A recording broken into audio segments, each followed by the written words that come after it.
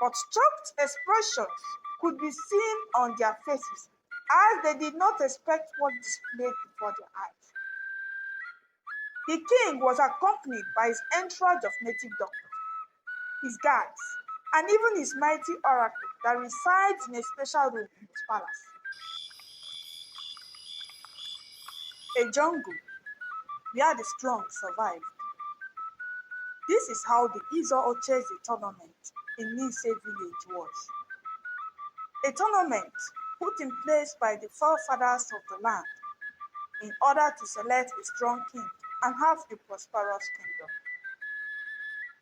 kingdom. Ebubedike, a young warrior, won this tournament and was made the first king of Nise village.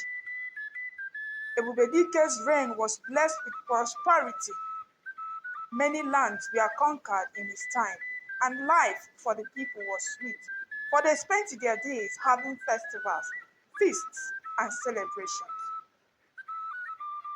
His people revered him as a god because he was in possession of the legendary mystical teardrop, the nectar of the gods, that made one unbeatable, prosperous, and immortal. Legend has it that a beast was guarding this treasure. It had 7 heads, and whoever could defeat it would be able to collect the teardrop. However, Ebubedike, in all his strength, even defeating a 7-headed beast, could not have a son to his name. No matter how many wives he married, how many children he had, no son came along. And no one knew how he passed away. With his passing, no one was able to fully complete the rituals for the tournament, and the kingship system became corrupted. The fight for power was so deadly that the most daring of them all sacrificed 1,000 Osu slaves just to get the throne, and he was Mbappe the Dreaded. He is the ancestor of Agumba, the present king. So the same fear has been passed down generations, and no one could question the authority of the Mbappe lineage. Those that tried ended with a terrible fate. Agumba, a son of his ancestor, followed after his footsteps. He was ruthless and showed no mercy. Blood flowed whenever he was angry, happy, or wanted to have fun. Though people feared him, they did not fear him as much as Mbappe. Still, they did not do anything to get on his backside. Ewo, Ewo, Ewo, have mercy, have mercy. Agumba screamed with panic, waking up with a start. He was sweating profusely, and red marks would be seen on his body from the severe flogging he had received in his dream. What have I gotten myself into? He asked as his entire body ached from pain. He has had this dream so many times that he has lost count. He didn't even know when he slept off this time, since he had been taking herbs that would make him stay awake. If I had known, he sighed, shaking his head in regret. If I had known, I would have just ignored that request. Now look what I'm passing through. In search for answers, he has consulted with all his native doctors and herbalists. He had performed several rituals and even sacrificed so many of his slaves, but the more he did, the worse the flogging got. So, he stopped entirely and just took herbs that would prevent sleep. At first, he thought it was just the ghost of those he killed that were haunting him, since they came with the faces of those he had sacrificed to flog him mercilessly. So he had gone to reinforce his charms. But when he tried everything possible, he had to think back and know when it all started. Only then did he realize that it started when he forcefully collected the useless figurine from that nobody. He had sent spies to secretly check to know if Ikenga was a herbalist or a great diva. but they all outlined the activities of a simple man that followed a particular routine. He lives in a small hut, has no wife or children, works at his shop every day, and goes to the forest in the evening. One of the men he sent to spy on Ikenga replied. His most dreaded spy even ended up becoming Ikenga's apprentice, so he planned to punish the duo mercilessly. For now, let me concentrate on not falling asleep, he said weakly. He was indeed tired. His body was weak and needed ample rest. He had lost all the fat in his body drastically, and what's worse, the anti-sleep herbs were no longer as effective. So he needed to find a lasting solution to his problem, and he needed to find it fast. Rumors had begun to fly around that the king was sick. Some said he was haunted. Others said that he was receiving his due punishment. But no one ever thought that Ikenga would be in the middle of the story. Did you hear? They said the king has not held council meeting for a long time. A girl said to another as they walked down the road to the street. Shh! Before a bird carries your name to the king and you are sacrificed to appease the gods, the second girl warned as she looked around cautiously. Do you know that Ezendago is now as thin as a mosquito? A woman said, referring to the king, as her friend laughed while sorting her palm fruit that she wanted to use in making palm oil.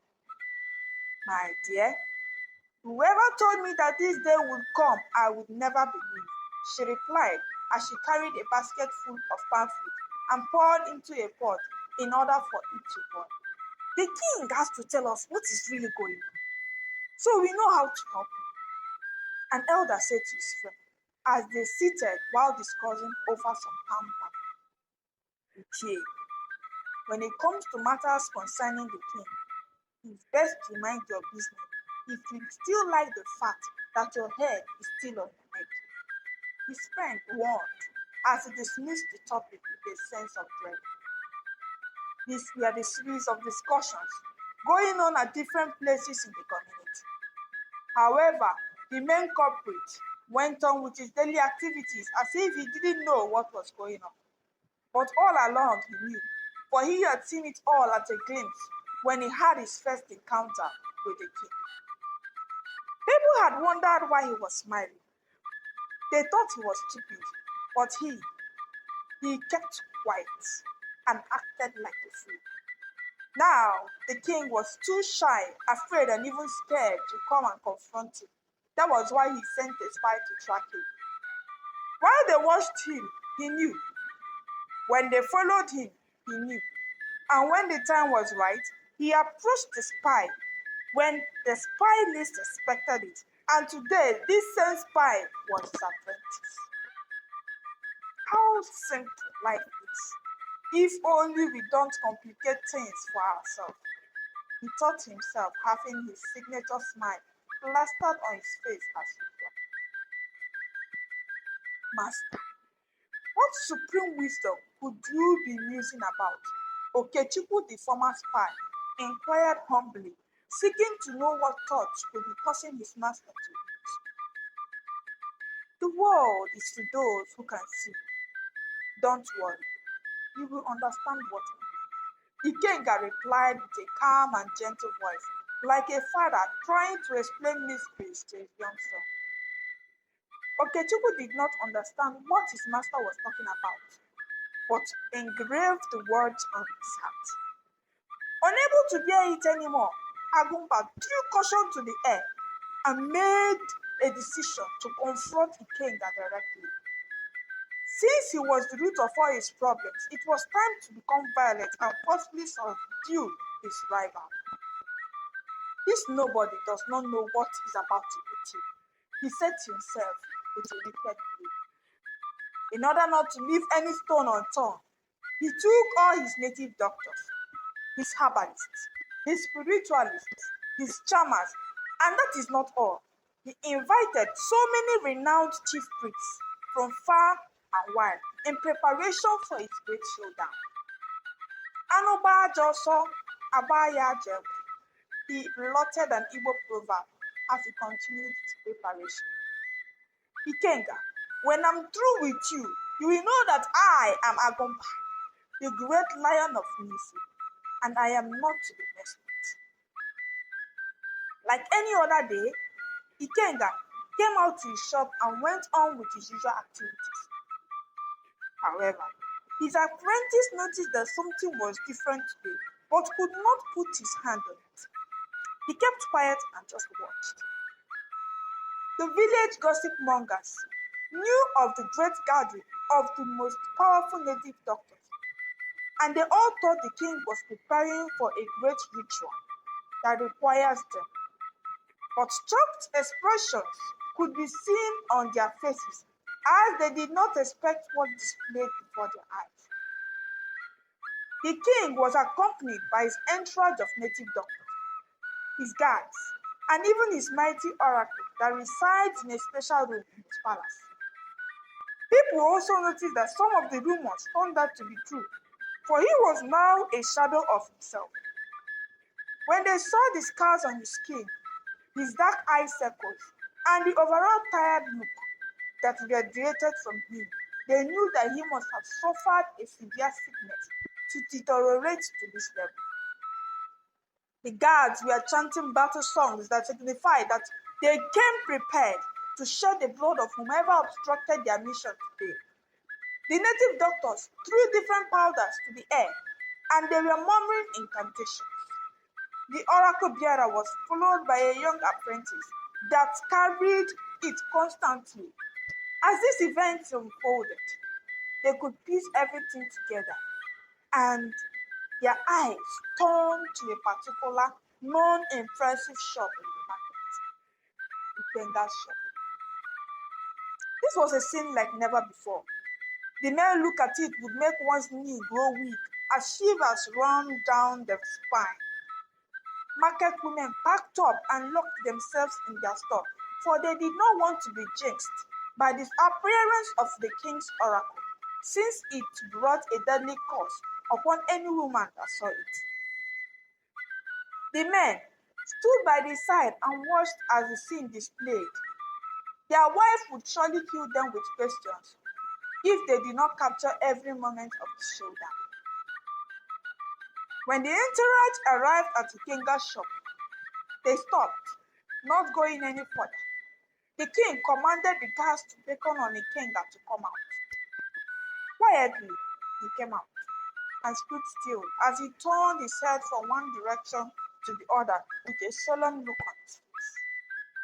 Ikenga, today you will face my wrath. Be prepared to die miserably, the king shouted as his voice echoed in the silence of the market. How many men did you bring? Ikenga asked, taking the king by surprise. This man has some guts, a villager exclaimed unknowingly as he held his mouth shut at his own outburst. I have more than 300 persons here, and each one is mightier than the last. The king replied proudly, indeed, to instill fear into Ikenga. Too bad. I would have loved it if you brought more, Ikenga replied as he could see his face filled with disappointment. Well, you all are here already, he continued as he told his apprentice to get him a chair. Why not you listen to a story from this sheep you are about to slaughter? This statement took everyone by surprise. Everyone but his apprentice. He knew his master was up to something, and now it was gradually unfolding. Is he mad? Does he not see the atmosphere is already tense? What on earth is even happening here? People asked each other, baffled at Ikenga's composure.